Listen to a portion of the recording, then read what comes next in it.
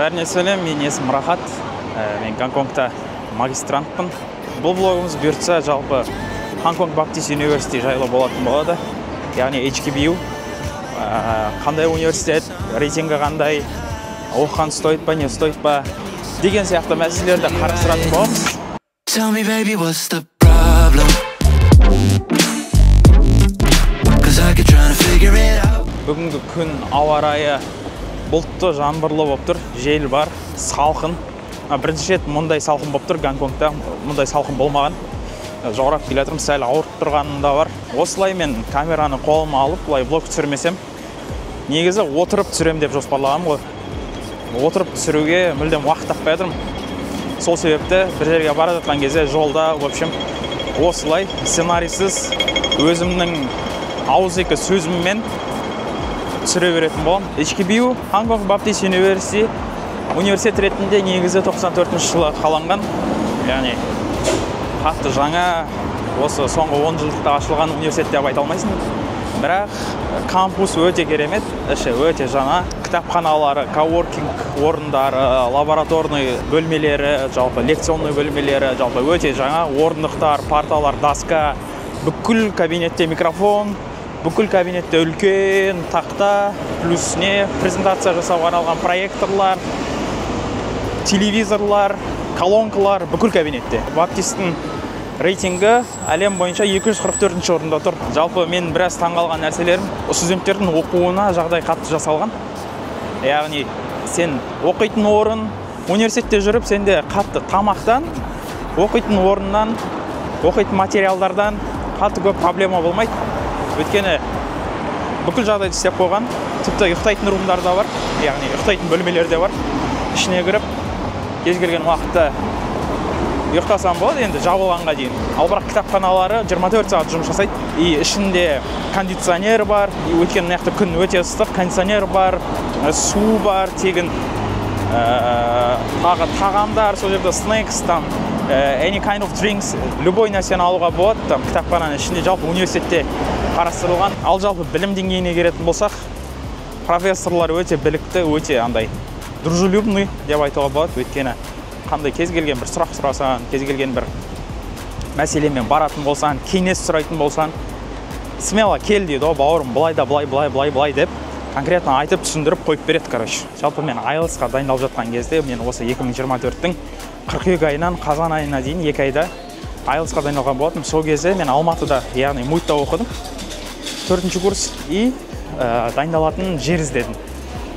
Біраз іздедім, дайындалатын жер. Жалпы Алматыда үлкен студенттердің қаласы, талапкерлердің қаласы, оқитын қала, дамитын қалада бір оқитын жер таппадым ғой мен. Бар оқитын жерлер, мемлекеттік кітапханалар бар, қалалық кітапханалар бар, ұлттық кітапханалар бар оқуға болады. Бірақ ол жерде не кондиционер дұрыс емес, не розетка жоқ, не, в общем, дұрыстап отыра алмайсың, ыңғайсыз, не адам толы болады, үндістер толы, и шулап отырады, короче.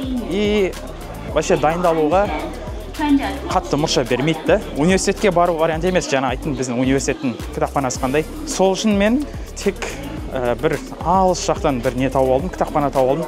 Сол кітапханамен үйде екі ортаға барып келіп, солай дайындалып жүрдім IELTS-қа. Менде басқа вариант болған жоқ. Ал мұнда сен дайындаламын десең, жағдай былай жасалған. Тіпті GPA-ң белгілі бір дәрежеден жоғары болатын болса, сен стипендияны қосып, где-то бір 500 мың теңге, 700 мың теңге, 300 мың теңге қосып плюс алсам болады, спонсоршип алсам болады. Кітапхананың ішінде жалпы кампуста анандай орындар бар. Букинг жасап, яғни бронь жасап, сен бір өзің 2 сағатқа, 4 сағатқа короче отырсам болады. Бірақ МУИТта точно жоқ ондай нәрселер. МУИТтың кітапханасы андай тұғын. Әшейін бір этаждың жартысын алған примерно, и өте ескілеу, и өте шулы, дайындалуға қатты мықты топовый жер емес. Біреу шуласа, сабақ қатты оқи алмаймын, концентрациям бұзылады. Сол себепті маған андай тып-тыныш жер керек болады. Ал мұнда мен постоянно бір рум букинг жасаймын, қолдануға оңай и ыңғайлы. Мұнда басқа университеттерде жағдайы біздің университеттен қарағанда әлде қайда жақсы. Өйткені біздің университет мысалы рейтинг бойынша 244 орында тұрса, мұндағы басқа университеттердің рейтингтері өте жоғары, өте мықты университеттер. Мысалы EduHK, CTU, PolyU, HKU, HQST. Өте мықты топ рейтингтегі университеттер. Жалпы бәрін сұрайтын бір нәрсесі оқу қалай, оқу қиын ба, үйреніп қалдың ба деп сұрай береді. Оқу жалпы мына жақта оқу қиын. Барлығын айтатыны, барлығы келісетін жері оқу қиын. Мамандықтарда практикаға қатты көңіл бөледі. Кейбір профессорлар қатты, мысалы бір емтихандарға қатты тоқталады. Мысалы файналдар, яғни сессиялар толық бағаның 70%-ін құрауы мүмкін.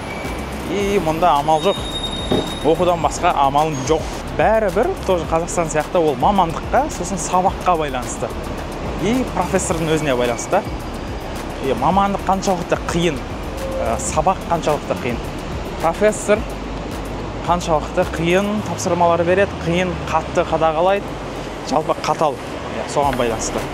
Мен мамандығымда файналдар 5 сабақ бар, мен қазір оқып жатқан, оның үшеуінде файнал емтихандар бар, яғни сессия бар. Ол файнал экзамен 40%, біреуі 25%, біреуі 20%. Мен оқып жатқан мамандығымның аты Data Analytics and Business Economics. Күшті бір жиым ашылыпты да, келу керек та бұндай жерлерге негізі қарап өте бермей.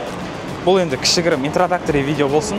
Нақты сұрақтары болатын болса, нақты белгілеріңіз келетін заттар болатын болса, комментарийға міндетті түрде жазып кетеміз. Сценарий дұрыстау, текст жазу видеоға сәл қиын уақыт алады. Ондай уақыт қатты жоқ менде. Бүйтіп көшеде жүріп, блог түсіріп жатқанда себебі осы. Өйткені отырып бір жерде түсірейін десем, оны конкретно уақытты талап етеді да ол. Сол себепті келесі алдағы блогтарда осындай жүру форматтағы, примерно осындай форматта түсетін болады. Кез келген жалпы Қазақстан азаматына онда Гонконгқа келіп, оқып көріп, дамып, жұмыс жасап көруге үлкен кеңес беремін. Мына мемлекеттік көру керек, білімін алу керек. Жігіттер, қыздар, сол үшін оқыңдар, дамыңдар, іздеріңдер, талаптаныңдар, жан жаққа шығып көріп, біздің кеп елімізді дамытайық бірге.